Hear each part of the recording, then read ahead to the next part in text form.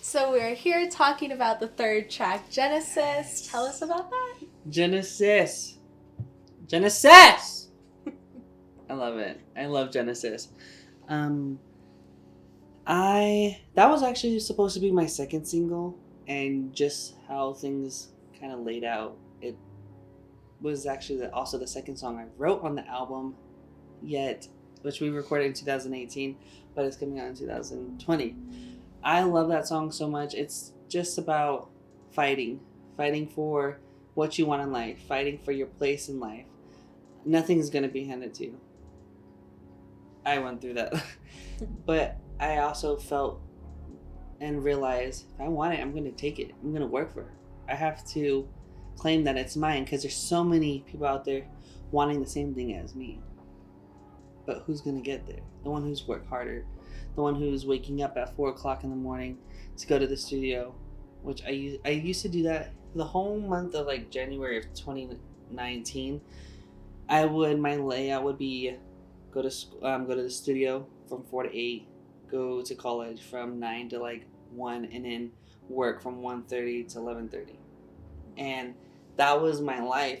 So I fought for it. I fought for my place, and I'm fighting for my place in the music community. Um, it's not an easy community to break into, but I'm working. I have that high moments, and then you go back down. You have your high, and you go down. But Genesis is a song about realizing that you start from the bottom, and you make your way up to the top. So we see that P-Tone is featured on this track. Tell us about that.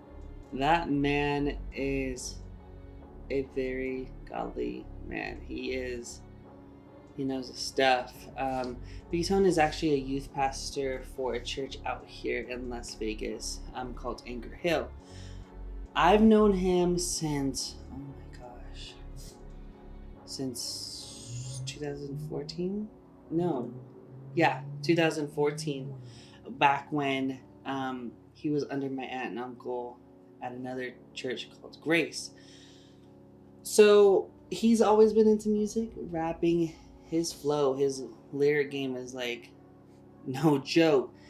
Not knowing it back then, that little boy was ever going to do music, but I looked at him because, and kind of like a role model, as a role model, because he did music and I loved his. He talked about so much realness. Is that a word? Realness? Okay, sorry. He talked about so much realness, and it brought it to life. Because half of these rappers talk about owning this and owning that when they rent their jewelry. Let's be real.